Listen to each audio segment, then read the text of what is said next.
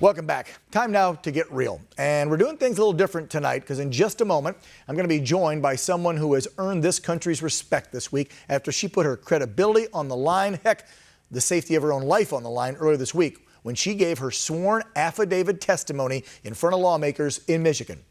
If you watch those hearings here on OAN, I'm sure you remember her. If not, take a look. In this clip, you're going to see a Democrat, Representative Harris, go a little back and forth with the committee chair, arguing about the proceedings and pretty much calling these folks liars. That's when this brave patriot speaks up.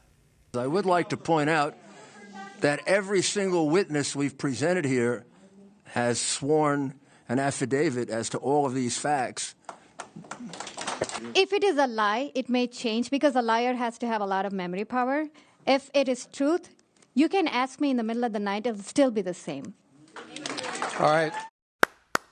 And I want to clap with those folks for Hema Reddy joining me now, business owner, poll challenger that night at the now very hotly contested TCF, TFC, whatever they call it, center in Detroit, where we know illegal activities happened.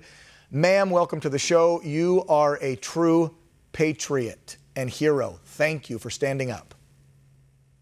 Thank you so much, Dan, for giving me this opportunity, and thank you for that introduction. Well, I watched it live. I watched what that several of those legislators in Michigan did, how they attacked you, but especially Miss Harris, and the way from her tone to her demeanor, and then pretty much calling you guys liars. No one would want to put themselves through what you, Miss Carone, and the other folks around this country have put themselves through by coming forward. Just tell the viewers out there what it's been like. I know you get death threats. They're trying to ruin your business, ruin your life. It is, see, the whole reason I even put myself there is because of this whole hate rhetoric that has been going on in this country right now.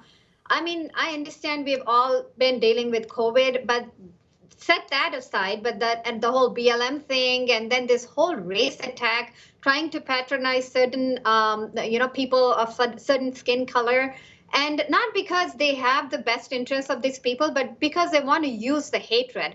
And, hate wins elections. It happens in many countries. And I see that they've used it really effectively here, too. And the thing that bothered me the most is that I feel like white male people have become the minority now because they are not allowed to say anything. Anything they say is used against them. And that is what I witnessed at TCF. They were literally targeted, specifically targeted.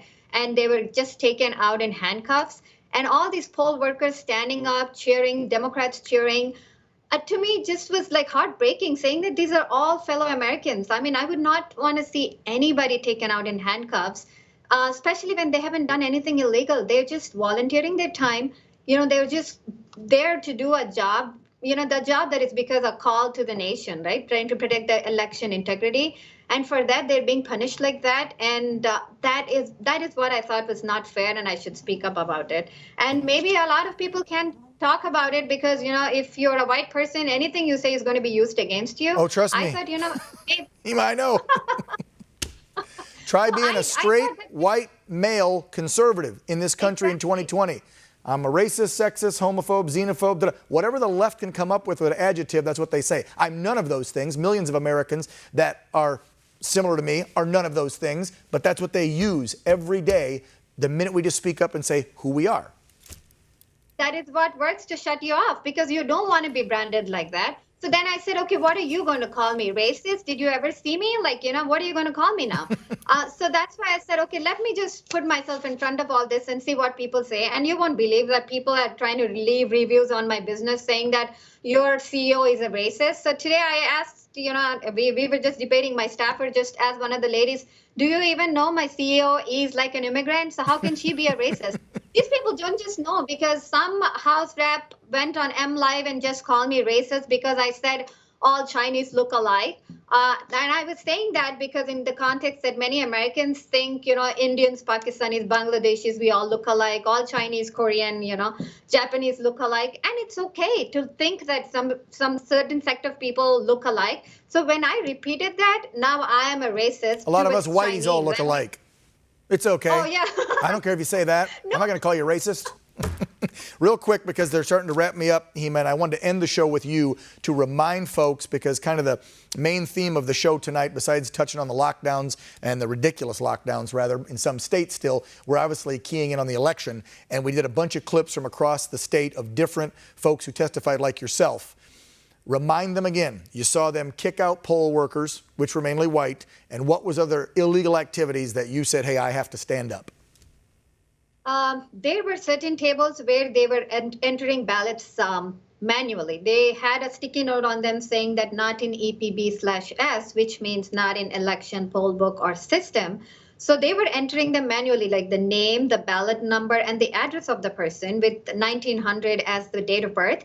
And when I asked them, how is that you don't have it in the poll book or in the system, then why are you entering? So who's verifying what the date of birth of the person is, or who is actually verifying the signature? Because all the signatures were exactly alike, like a graph. Wow. And then they didn't have a date on the envelope was November 0-2020. So there was no date. So you can fill anything, November 1st, 2nd, 3rd. I said, it doesn't have a date, at which point they got really mad at me because I was noticing too many things. And then they said, okay, you know what? You're disturbing us. You're not letting us do our work. And then at which point I backed off because I don't want to be taken out, or, I don't want to be told that you can't be. And didn't you see ballots where the numbers on them were almost in sequence, coming from the same streets and stuff? Exactly. That would never happen. They get mailed in from everywhere. They'd be all out of sequence. Right, 2232, 34, 35, and they were all from a certain street in the downtown Detroit. And I'm like, how does this happen? These are mail-in ballots. They're supposed to come in all different numbers. They can't be in sequence unless somebody has really taken time to put them in sequence. Right. Somebody has an OCD. I can't really see why they would do that otherwise. No, because they were all stacked up, ready to go. That's why. Yep. Hima Reddy, thank you for your courage. We got to go. I'm sorry we're out of time here in the show tonight. Please stay safe, you and your family. And again, I applaud you and commend you for coming forward and standing up for the country that you love, that you came to become an American. You truly are an American hero. Thank you, dear. That's going to do it for our show tonight, folks. Put it on the screen. We got to go. We're out of time. Want to get a hold of me over the weekend? Shoot us an email, social media, reach out. We'll see you on Monday, 5 p.m. Pacific, 8 p.m. Eastern. Until then, be proud, be safe, and God bless you.